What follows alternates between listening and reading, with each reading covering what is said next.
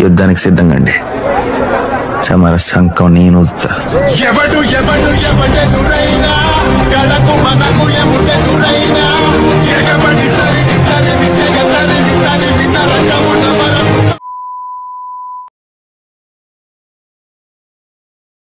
Previous వీడియోలోని కొత్త aliens వచ్చినప్పుడు వాటి పవర్స్ కూడా ఎక్స్‌ప్లెయిన్ చేయొచ్చు కదా బ్రో అని చెప్పి ఒక బ్రో అయితే అడిగారు. యాక్చువల్‌గా నేను టైమ్‌లైన్ స్టోరీ ఎక్స్‌ప్లెయిన్ చేస్తున్నా కాబట్టి స్టోరీని మధ్యలో ఆపేసి వాటి పవర్స్ గురించి డిస్కస్ చేసుకుంటూ పోతే వీడియో లెంత్ అనేది బాగా పెరిగిపోద్ది. అయినా నేను బెన్ 10కి సంబంధించిన ప్రతి ఒక్క ఏలియన్ గురించి ఆల్రెడీ ఎక్స్‌ప్లెయిన్ చేశాను. వాటి పవర్స్ ఏంటి? వాటి డీటెయిల్స్ ఏంటి? అన్నీ కూడా ఎక్స్‌ప్లెయిన్ చేసేసాను. ఇవి మాత్రమే కాదు, బెన్ 10కి సంబంధించిన ప్రతి ఒక్క కాంటెంట్ కూడా మన ఛానల్‌లో అవైలబుల్‌గా ఉంది. మన ఛానల్‌లో 100కి పైగా వీడియోస్ చేశాను నేను బెన్ 10 పైన. ప్రతి వీడియోలో కూడా చాలా మంచి ఇన్ఫర్మేషన్ ఉంటుంది. సో, ఆ వీడియోస్ కనుక చూడకపోతే డైరెక్ట్ ప్లేలిస్ట్ లింక్‌ని డిస్క్రిప్షన్‌లోని, ఐ కార్డ్స్‌లోని, ఎండ్ స్క్రీన్‌లోని ఇస్తాను. చూడకపోతే ఆ వీడియోస్ అన్నీ కూడా చూసి మా ఛానల్‌కి సపోర్ట్ చేయండి. సో, ఈ వీడియో టాపిక్ ఏంటో తెలిసిందే కదా! ప్రీవియస్ ఎపిసోడ్స్ కనుక మిస్ అయితే తప్పకుండా అవి చూసి, ఆ తర్వాతే ఈ వీడియో చూస్తున్నట్టయితే మీకు క్లారిటీగా అర్థమవుతుంది. ఇంకా కథ లెజెండ్ డొమైన్‌కి వెళ్తుంది. అక్కడ గోస్ట్ ఫ్రీక్ కాచిన తన పార్ట్ నుంచి కంప్లీట్‌గా గ్రో అయ్యి చాలా పవర్‌ఫుల్‌గా మారతాడు. ఆ డైమెన్షన్‌లో ఉన్న మ్యాజిక్ పవర్స్ గురించి తెలుసుకొని ఇంకా స్ట్రాంగ్ అవుతాడు. ఎంత పవర్‌ఫుల్ అవుతాడంటే ఆ డైమెన్షన్‌కి క్వీన్ అయిన చాంపాప కోటపైకి అటాక్ చేసి చాంపాపకి పవర్స్‌ని సప్లై చేస్తున్న ఆల్ఫా రూమ్‌ని దొంగిలించుకెళ్ళిపోతాడు. ఇంకా గోస్ట్ ఫ్రీక్ ఎప్పుడూ మారనంత పవర్‌ఫుల్‌గా మారుంటాడు. తనకి ఈ గతి పట్టడానికి మెయిన్ రీజన్ అయిన బెన్ పైకి ఎలా అయినా అటాక్ చేయాలి, తన పైన రివెంజ్ తీర్చుకోవాలి అని చెప్పి ఈ డైమెన్షన్ నుంచి బయటపడడానికి ట్రై చేస్తాడు. కానీ ఏం చేసినా కూడా ఈ డైమెన్షన్ దాటి వెళ్ళలేకపోతాడు. దానికి రీజన్ ఈ డైమెన్షన్ నుంచి ఈగ దాటాలన్నా కూడా చాంపాప పర్మిషన్ కావాలి. లేకపోతే బయట నుంచి ఎవరో ఒకరు ఈ డైమెన్షన్ డోర్స్‌ని ఓపెన్ చేయాలి. సో, ఈ డైమెన్షన్ డోర్స్‌ని ఎవరు ఓపెన్ చేస్తారు అని చెప్పి వెయిట్ చేస్తూ ఉంటాడు. ఇంకా కథ గ్వెన్ దగ్గరికి వెళ్తుంది. గ్వెన్ చదువుకోవడానికి కాలేజ్‌కెళ్ళినా, ఆ కాలేజ్‌లో కొన్ని స్ట్రేంజ్ థింగ్స్ జరగడం, దొంగతనాలు, క్రైమ్స్ బాగా పెరిగిపోవడం వల్ల గ్వెన్ ఎవరికీ తెలియకుండా లక్కీ గర్ల్‌గా మారుతూ వాళ్ళతో ఫైట్ చేస్తూ ఉంటుంది. మేబీ తనే లక్కీ గర్ల్, తనకి సూపర్ పవర్స్ ఉన్నాయని చెప్పి తెలిసిపోతే, ఆ కాలేజ్‌లో తను ఒక నార్మల్ స్టూడెంట్‌లా చదవలేదు కాబట్టి, తన ఐడెంటిటీ ఎవరికీ చెప్పకుండా సీక్రెట్‌గా లక్కీ గర్ల్‌గానే క్రిమినల్స్‌తో ఫైట్ చేస్తూ ఉంటుంది. ఇంకా బెన్ చేసే ప్రతి పనిని ఫ్యూచర్ నుంచి వచ్చిన స్పానర్ అనే పర్సన్ బెన్‌కే తెలియకుండా ఫాలో చేస్తూ గమనిస్తూ ఉంటాడు. బెన్ పైన ఎవరైనా సీక్రెట్‌గా అటాక్ చేయడానికి ట్రై చేసినా, తన పైన ప్లాన్స్ ఏసినా బెన్‌కే తెలియకుండా వాళ్ళని ఫినిష్ చేస్తూ ఉంటాడు. తిను ఫ్యూచర్‌లో బెన్‌కి సంబంధించిన ఒక ఇంపార్టెంట్ పర్సన్ అవుతాడు. బెన్ ఫ్యూచర్ బాగుండడం కోసం ప్రెజెంట్ బెన్‌ని చాలా మంది దగ్గర నుంచి కాపాడడం కోసం ప్రొఫెసర్ పారాడాక్స్ తిన్ని పంపించుంటాడు. ఇదిలా ఉండగా బ్లమ్మర్స్ జైలు నుంచి జాంబోజో మళ్ళీ తప్పించుకొని తన సర్కస్ టీమ్ తోటి కలిసిపోతాడు. మళ్ళీ సర్కస్ చేయడం స్టార్ట్ చేస్తాడు. ఆ సర్కస్‌కొచ్చిన ప్రతి ఒక్కరిని కూడా తన కంట్రోల్‌లో పెట్టుకుంటూ జాంబీ జోకర్ వైరస్‌ని ఎక్కిస్తాడు. వాళ్ళ నుంచి ఆ వైరస్ ఇంకొంతమందికెళ్ళేలాగా సెట్ చేస్తాడు. ఈ సర్కస్ చూడగానే బెన్‌కి డౌటొస్తుంది. సో, అదేంటో చూద్దామని చెప్పి సర్కస్ దగ్గరికి వెళ్తారు గానీ, బెన్‌కి జాంబోజో అన్న, జోకస్ అన్న గుండెలో దడ కాబట్టి లోపలికి రాడు. లోపలికెళ్ళిన రూప్ పైకి కూడా జాంబోజో అటాక్ చేసి తన్ని ఒక జాంబీ జోకర్‌లాగా మార్చేస్తాడు. ఇంకా జాంబీగా మారిన రూక్ బెన్ పైకి అటాక్ చేయకపోతే బెన్ అప్‌గ్రేడ్‌గా మారి వాడిని ఓడించి బ్లమ్మా హెడ్ క్వార్టర్స్‌కి తీసుకెళ్తాడు. రూక్ వల్ల బ్లమ్మా హెడ్ క్వార్టర్స్‌లో ఉన్న ప్రతి ఒక్కరు కూడా జాంబీగా మారిపోతారు. ఇంకా బెన్ అక్కడి నుంచి ఎస్కేప్ అయిపోయి జాంబీగా మారిన ప్రతి ఒక్కరితోటి ఫైట్ చేస్తూ ఉంటాడు. సిటీ అంతా కూడా జాంబీస్‌గా మారిపోయి ఉంటారు. బెన్‌కి ఏం చేయాలో అర్థం కాదు. అప్పుడే టైమ్ ఔట్ అయిపోతుంది. బెన్ పని అయిపోయింది అనుకునే లోపే బెన్‌కి తెలియకుండా స్పానర్ బెన్‌ని కాపాడి అక్కడి నుంచి వెళ్ళిపోతాడు. ఇంకా ఈ జోకర్స్ అందరిని చూసి బెన్‌కి ఇరిటేషన్ వస్తుంది. ఈ జాంబోజో గాడిని ఎలా అయినా ఆపాలని చెప్పి వాడి సర్కస్ దగ్గరికి వెళ్తే అక్కడున్న సర్కస్ వాళ్ళు బెన్ తోటి ఫుల్‌గా ఆడేసుకుంటారు. ఇంకా జాంబోజో ఎంట్రీ ఇచ్చి బెన్‌ని సుస్సు పోసుకునేలాగా భయపెడతాడు. అప్పుడే బెన్ టాపిక్‌గా మారతాడు. టాపిక్‌ని చూస్తే భయానికి కూడా భయమేస్తుంది. ఇంకా జాంబోజో ఎంత బెన్‌ని చూసిన జాంబోజో ప్లానెట్ వదిలి పారిపోతాడు. ఇంకా జాంబోజో పారిపోవడం వల్ల సిటీ అంతా కూడా నార్మల్‌గా మారిపోతుంది. అప్పుడే ఫ్యూచర్ నుంచి డాక్టర్ యానిమో టైమ్ ట్రావెల్ చేసుకొచ్చి ప్రెజెంట్ టైమ్‌లైన్‌లో ఉన్న డాక్టర్ యానిమోని బ్లమ్మర్స్ జైలు నుంచి తప్పిస్తాడు. ఫ్యూచర్ యానిమో ఈ టైంకే ఎందుకు టైమ్ ట్రావెల్ చేసుకొస్తాడు అంటే, ఈ టైంలోని గవర్నమెంట్ భూమి మీద ఉన్న ప్రతి జీవానికి సంబంధించిన డీఎన్ఏ కలెక్ట్ చేసి స్టోర్ చేస్తుంది. దాన్ని దొంగిలించడం కోసమే ఇక్కడికొచ్చుంటాడు. ఇంకా పారిపోయిన యానిమోని వెతుకుతూ ఇద్దరు యానిమోల పైకి బెన్ అటాక్ చేస్తాడు.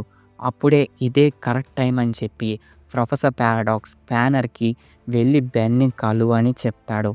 ఇంకా బెన్‌ని కలవడానికి ఫ్యూచర్ యానిమోని మళ్ళీ ఫ్యూచర్‌కి పట్టుకురావడానికి ప్రెజెంట్ టైమ్‌లైన్‌లోకి స్పానర్ వచ్చుంటాడు. అదే టైంలోని బెన్ పైకి డాక్టర్ యానిమో అటాక్ చేయబోతే స్పానర్ తన్ని కాపాడతాడు.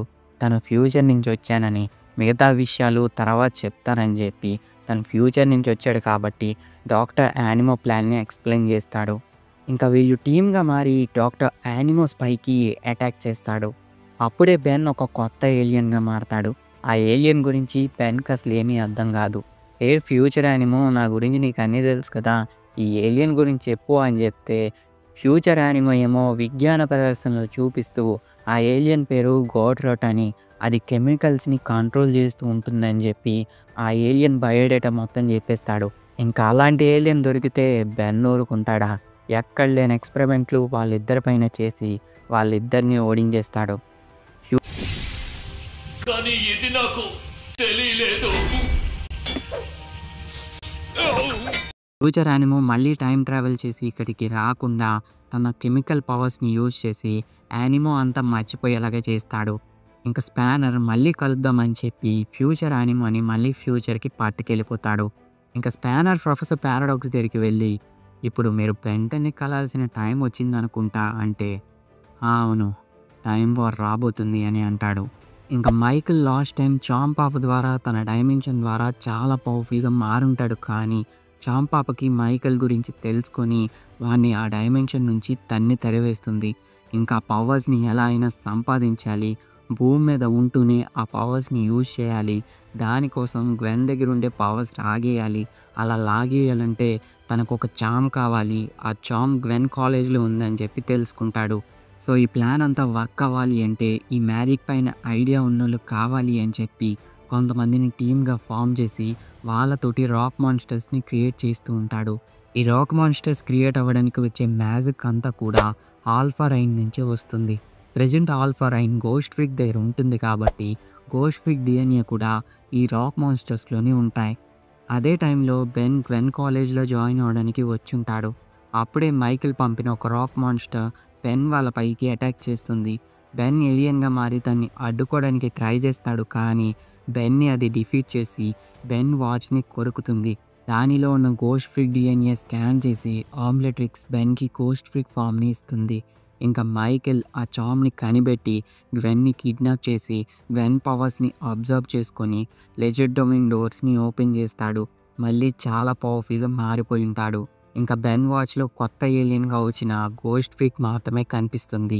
ఇంకా బెన్ గోస్ట్ ఫ్రీక్‌గా మారి మైకేల్‌ని కంట్రోల్ చేసి తన చేత్తోటే డైమెన్షన్ డోర్స్‌ని క్లోజ్ చేయించి అంతా నార్మల్ చేస్తాడు. బెన్ లెజెండ్ డొమైన్ డోర్స్‌ని క్లోజ్ చేసేయడం వల్ల మైకేల్ పవర్స్ అయితే పోతాయి. కానీ లెజెండ్ డొమైన్‌లోని ఎవరు డోర్ ఓపెన్ చేస్తారో అని చెప్పి వెయిట్ చేస్తున్న గోస్ట్ ఫ్రీక్‌కి ఆ డోర్ కనిపిస్తుంది.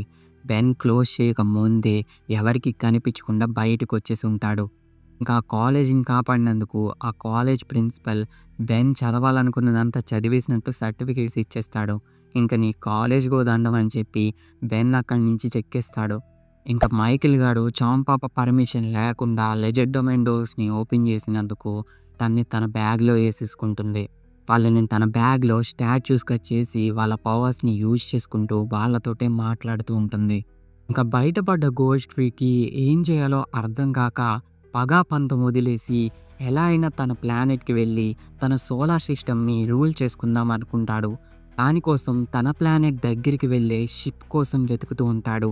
తన ప్లానెట్ అంతా కూడా మాన్స్టర్స్‌తో నిండిపోయి ఉంటుంది కాబట్టి పెద్దగా తన ప్లానెట్ సైడ్ ఎవ్వరు కూడా వెళ్ళరు. అప్పుడే తనకి బ్లమ్మ హెడ్ క్వార్టర్స్ గురించి తెలుస్తుంది. బ్లమ్మర్స్ చాలా మిషన్స్ వల్ల యూనివర్స్ అంతా తిరుగుతూ ఉంటారు కాబట్టి తన ప్లానెట్కి దగ్గరగా వెళ్ళిన స్పేస్ షిప్ ఎక్కేద్దామని చెప్పి అనుకుంటాడు. ఇంకా గోస్ట్ ట్రిక్ జాతకం బాగుండడం వల్ల ఏమో కానీ తన ప్లానెట్కి దగ్గరగా ఒక స్పేస్ షిప్ వెళ్ళబోతుంది. ఆ స్పేస్ షిప్లోని బెన్ ఒక మిషన్ పైన కెప్టెన్ ర్యాడ్ అనే ఒక బాతుతో కలిసి వెళ్ళాల్సి వస్తుంది. ఈ కెప్టెన్ ర్యాడ్ చాలా ఇంటెలిజెంట్, మంచి పైలట్, చాలా కూల్గా ఉంటాడు, డబ్బులు ఇస్తే ఏమైనా చేస్తాడు. ఇంకా గోస్ట్ ట్రిక్కి జాక్ పాట్ తగిలింది.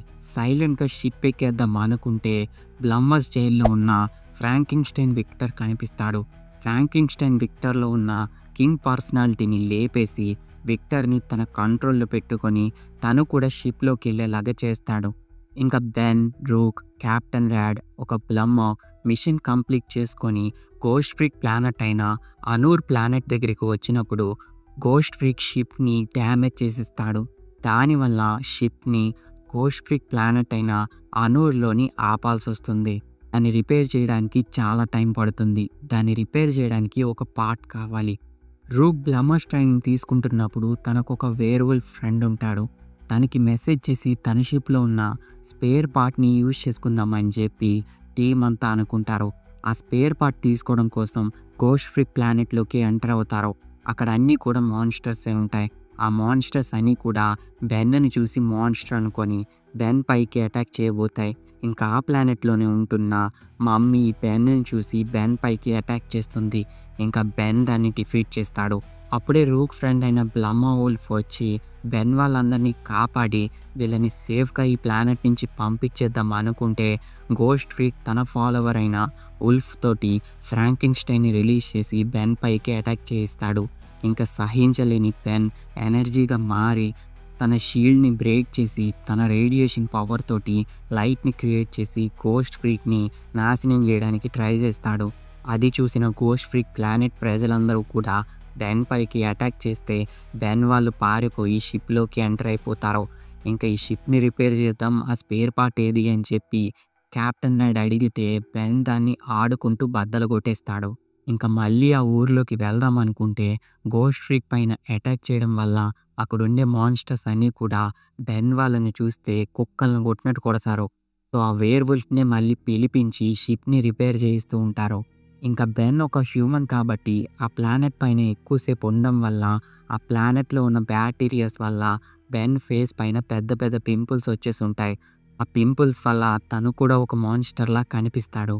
ఇంకా గోస్ట్ ఫ్రీక్ ప్లాన్ ఏంటంటే చామ్ క్యాస్టర్ దగ్గర తను కొట్టేసిన ఆల్ఫారన్ని యూజ్ చేసుకొని గోస్ట్ ఫ్రీకులతో పాటు ఈ ప్లానెట్ని రూల్ చేసిన వ్యాంపైర్ కింగ్ని రీబ్యాక్ చేసి తన డిఎన్ఏ ద్వారా క్లోన్స్ని క్రియేట్ చేసి ఆ క్లోన్స్ తోటి ప్రతి ప్లానెట్ని కూడా ఆక్రమిద్దామని అనుకుంటాడు. ఇంకా చామ్ పాపకి ఆల్ఫారన్ని గోస్ట్ ఫ్రీక్ దొంగలించాడని చెప్పి అర్థమైపోతుంది.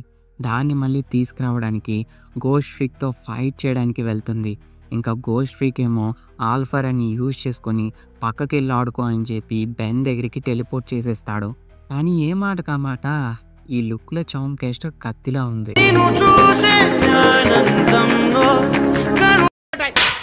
ఇంకా బెన్ దగ్గరికి వచ్చిన చామ్ పాప గోస్ట్ ఫ్రీక్ దగ్గర ఆల్ఫారైన్ ఉంది, వాడిపైన అటాక్ చేసి దాన్ని ఎలా అయినా తీసుకోవాలి, హెల్ప్ చేయని చెప్పి బెన్ అడుగుతుంది. గోస్ట్ ఫ్రీక్ పెద్ద కేడిగాడు, వాడి దగ్గర కానీ ఇలాంటివి ఉంటే ఎప్పటికైనా మనకే డేంజర్ అని చెప్పి బెన్ కూడా ఓకే చెప్తాడు. ఇంకా చామ్ పాపతో కలిసి గోస్ట్ ఫ్రీక్ కోట దగ్గరికి వెళ్తారు. అక్కడ గుమ్మిడికాయ ఫేజ్లు వేసుకున్న కొన్ని క్రియేచర్స్ బెన్ వాళ్ళపైకి అటాక్ చేస్తే బెన్ స్వామ్ ఫైర్గా మారతాడు. కానీ అది అంత పవర్ఫుల్గా ఉండదు. ఇంకా చామ్ పాప హెల్ప్తో ఎలాగో ఒకలాగా గోస్ట్ ఫ్రీక్ దగ్గరికి వెళ్తే ఆల్ఫా రూమ్లో ఉన్న పవర్ మొత్తం వాడేశాను, తీసేసుకో అని చెప్పి ఇచ్చేసి వాళ్ళందరినీ కూడా బయటికి తోసేస్తాడు. ఇంకా ఆల్ఫా రూమ్ తీసుకున్న చామ్ పాపకి బాగా కోపం వచ్చి బెన్ వాళ్ళపైకి అటాక్ చేస్తుంది. చామ్ పాప గురించి తెలిసిందేగా, తిక్కల్ది. సో బెన్ ఇంకా ఏలియన్గా మారదాం అనుకుంటే మళ్ళీ స్వామ్ ఫైర్గానే మారతాడు. అది అంత పవర్ఫుల్గా ఉండదు. ఇది మాత్రమే కాకుండా అక్కడున్న గుమ్మిడికాయ క్రియేచర్స్ కూడా బెన్ వాళ్ళపైకి అటాక్ చేస్తూ ఉంటాయి. ఇంకా బెన్ పని అయిపోయింది అనుకునే టైంలోని ఇప్పుడే స్వామ్ ఫైర్ రూపాంతరం చెందుతాడు. తన పవర్స్ వేరే లెవెల్లో ఇంక్రీజ్ అయి ఉంటాయి. ఇంకా వాళ్ళపైన అటాక్ చేస్తున్న క్రియేచర్స్ని కంట్రోల్ చేసి చామ్ పాప పైకి అటాక్ చేయిస్తాడు. కానీ చామ్ పాపని డిఫీట్ చేయలేకపోతాడు. బ్రూక్ అప్పుడే గ్వెన్తో చాట్ చేస్తూ తను ఇచ్చిన ఐడియాస్ తోటి చాంప్ క్యాస్టర్ పైన కొన్ని స్పెల్స్ వేసి తన డైమెన్షన్కే వెళ్ళిపోయేలాగా చేస్తాడు. ఇంకా గోస్ట్ ఫ్రీక్ తన పనిలో ఉంటాడు. ఎంతో కష్టపడి వ్యాంపైర్ని తిరిగి తీసుకురావడానికి ప్రయత్నిస్తూ ఉంటాడు. కానీ ఇది విక్టర్కి అస్సలు నచ్చదు. ఎందుకంటే వ్యాంపైర్స్ విక్టర్ జాతిని కొరుక్కుని పీక్కుని తినేసేవి. సో గోస్ట్ ఫ్రీక్ పైన భయం వల్ల తను వర్క్ చేస్తూ ఉంటాడు. ఇంకా గోస్ట్ ఫ్రీక్ అనుకున్నట్టుగానే వ్యాంపైర్ని తిరిగి తీసుకొస్తాడు. ఫస్ట్ వ్యాంపైర్ గోస్ట్ ఫ్రీక్ మాట విండు. కానీ గోస్ట్ ఫ్రీక్ పెద్ద కేడిగాడు కాబట్టి మాటలతో మాయ చేసి వ్యాంపైర్ని తన వైపు తిప్పుకుంటాడు.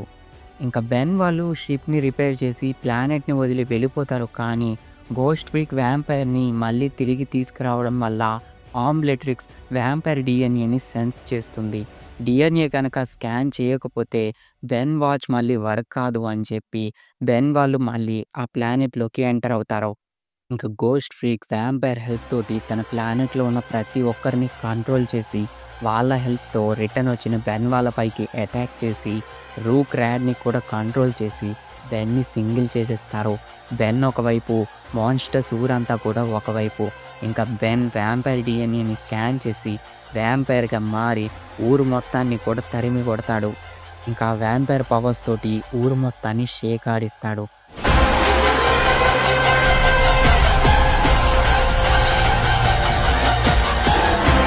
గోస్ట్ ఫ్రీక్ సైడ్ ఉన్న ఫ్రాంకిన్స్టైన్ని, మమ్మీని, వేర్వుల్ఫ్ని కంట్రోల్ చేసి మళ్ళీ గోస్ట్ ఫ్రీక్ పైకే అటాక్ చేస్తాడు. కరెక్ట్ టైంలో వాచ్ హ్యాండ్ ఇచ్చేస్తుంది. ఇంకా బెన్ దొరికిపోతాడు. బెన్ పని అయిపోయింది అనే టైంలోని ఈ బెన్ కంటే నాకు ఆ వ్యాంపైర్స్ నచ్చవని చెప్పి బెన్ సైడ్ విక్టర్ వచ్చేస్తాడు. ఇంక ఇదే కరెక్ట్ టైం, మీ అందరికీ అటామిక్సే మొగుడు అని చెప్పి బెన్ అటామిక్స్గా మారుతాడు.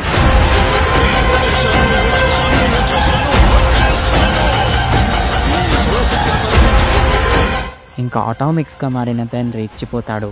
తన ఎనర్జీ తోటి లైట్ని క్రియేట్ చేసి గోస్ట్ ఫ్రీక్ని నాశనం చేస్తాడు. వ్యాంపైర్ని ఓడిస్తాడు. వీళ్ళు మళ్ళీ రాకుండా ఒక ఎనర్జీ బాల్ని క్రియేట్ చేసి అక్కడే పెడతాడు. అలా వాళ్ళ కథ ఫినిష్ చేసి మళ్ళీ భూమి మీదకి వచ్చేస్తాడు. ఇంకప్పుడే హలో బెన్, నీతో పని పడింది అని చెప్పి ప్రొఫెసర్ పారాడాక్స్ వస్తారు. అంత పెద్ద పనా అని బెన్ అడిగితే, చాలా పెద్దది, నీ లైఫ్లో ఎప్పుడు చూసుండవు, అదరగొట్టడానికి వెళ్దామా అని అడుగుతాడు. అంత పెద్ద ప్రాబ్లం ఏంటయ్యా అంటే, ఇప్పుడు టైం వార్ మొదలవుతుంది, పద నిన్ను నువ్వు కాపాడుకుందామా అని చెప్పి ప్రొఫెసర్ పారాడాక్స్ చెప్తారు. ఇంకా టైం వార్ మొదలయ్యింది. బెన్కి పెద్ద ఎనిమీస్ అయిన ఇయాన్ విల్గాక్స్ కలిశారు. వీళ్ళిద్దరూ కలిసి టైం వార్ని ప్రారంభించారు.